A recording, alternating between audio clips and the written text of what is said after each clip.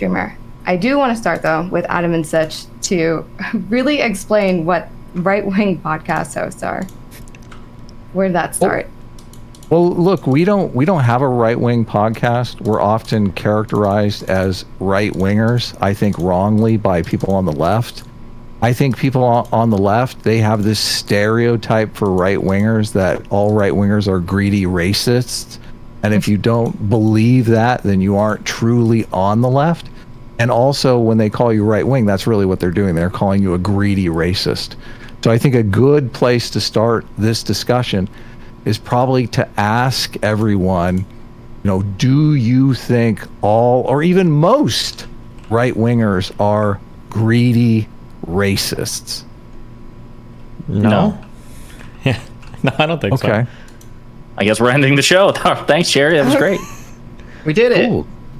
Cool. I think some people will actually object to that. So obviously, but yeah. So I don't. Greedy. Is it the grifting? The grifting labels that got thrown at them?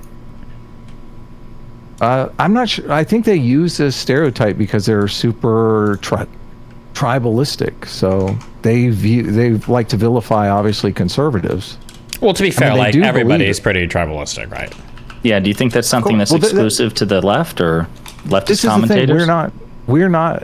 I disagree that everyone is tribalistic. Like, we try not to be tribalistic, and that's one of the reasons why we kind of get this label as right-wing podcast, because we don't vilify conservatives, and therefore everybody assumes that we are conservatives. Like, I was going to ask, who is a conservative on this panel? Because I'm not a conservative. I'm a liberal.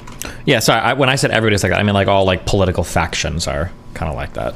Yeah, and I would argue that you're still tribalistic in the sense that you just caused, like, you painted broad aspersions with a broad brush against the progressive left. So I think that clearly your analysis, like, you have tribalistic tendencies too, right? Oh, I don't. None.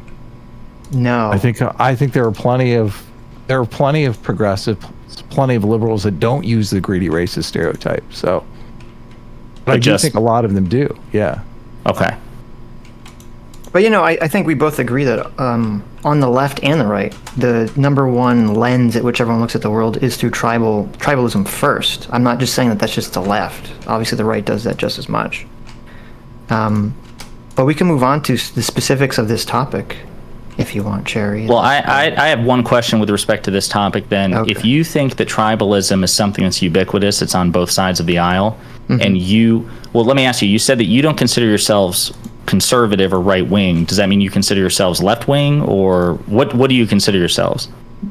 We're enlightened centrists. We're taking the label back, baby. We're gonna make enlightened centrist. That's hard. Okay. That's hard to define, because a lot of people think of centrist as like fence sitter. I don't think of it that way. I think commonly people have political positions that are both on left and right are centrists. A lot of people call themselves center right because they have more right wing positions than left wing positions. A lot of people call themselves center left because they have more left wing positions than right wing positions. So I don't necessarily see it as fence sitting, because obviously, like, I'm pro-choice, I'm pro-progressive taxation. Like, I'm not sitting on the fence on any of these topics. So I'm. And is it the case that for every progressive or left-wing view you have a corresponding right-wing view? Like, is it like 1-to-1, or do you think we have a chart? Yes, we're not allowed to have left-wing views unless there's a right-wing view that's equally matching. I think it's more accurate to call us team truth, because we're more interested in what the truth is, and a lot of times political perspectives get in the way of deciphering what actually reality is. So that's why we try to avoid the tribalism. I saw on Twitter earlier that I think it was in response to Brianna Wu or something like that, when she said, if you did a survey of all your tweets, your content, do you criticize the left or the right more? So you said the left, Adam, I think. So if you're team truth and you spend more time fixated on, I guess, critiquing the dishonesty of the left, do you think the left is more dishonest than the right? Well, I feel that since I am on the left, I'm more triggered by the left doing this, because they're literally making me look bad. Like, when Michael Knowles does something insane, I think, oh, thank God I'm not a conservative. That guy's a lunatic. But when someone on the left does something insane, I think, oh man, this makes me look terrible.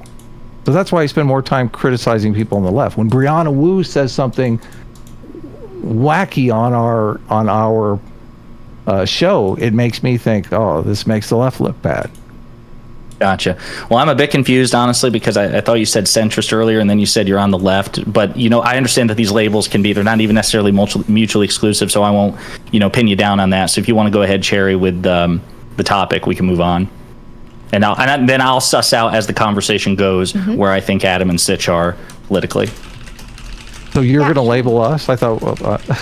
okay. No, well, you gave me two labels. Interesting. So don't worry about the topic. Yeah. I think it's important to really hash out, I guess, your concerns about someone considering themselves a centrist, right? And I think it's important for Adam too to have his politics, his political leanings understood, and not just implied or assumed.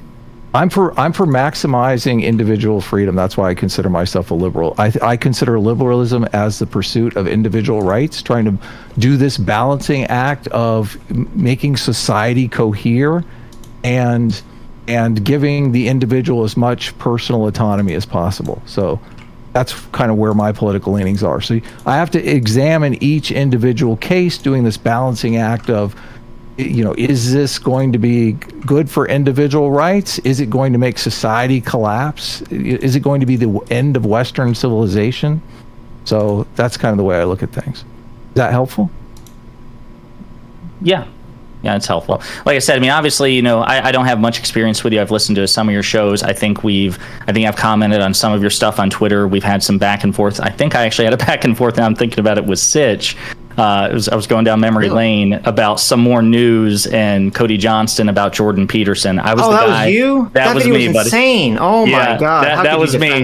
That was me. No. Big Cody Johnston simp. But oh God. Yeah. Don't hold it against me. Throwing up in my mouth right now. I know. I'm surprised actually, Adam, that you didn't mention Cody Johnston and some more news in the tweet that kind of set all this off, because I imagine Johnson has to be harsher on conservatives than somebody like David Pakman. Sure. Yeah, I should edit that tweet. I don't think I can after 24 hours. So. Do a lot of people know about Cody Johnson? Because I feel like David Pakman's like a bigger name, and Cody's kind of like in this kind of weird space of second. I feel like Some More News is pretty popular now. Okay. Unfortunately, but. Yeah, he's huge. I should have thrown him in there. No, good catch. Good save there. Well, there you go. That's my contribution to your tweet right there. I want some credit when you edit it. Okay, listen. Listening. Josiah does not super understand who Adam is, but Destiny, wouldn't you relate, even though it's your editor who referred to Adam and Sitch as right-wing hosts? Do you kind of relate to people just assuming that you're a conservative in disguise? Yeah, it happens. For me, I'm less interested in the political labels. I just go by policy positions. If people accuse me of being like a conservative or whatever, I'll just say sure, and then just like talk about the issues. I think it's kind of because the political labels they don't very neatly map onto a lot of our beliefs these days. So rather than try to obsess over like who's conservative, who's liberal, who's whatever, I just say whatever. Do you think it's easier to grow a platform from that perspective? You already have a huge platform, and you grew it as a loud and proud progressive. Did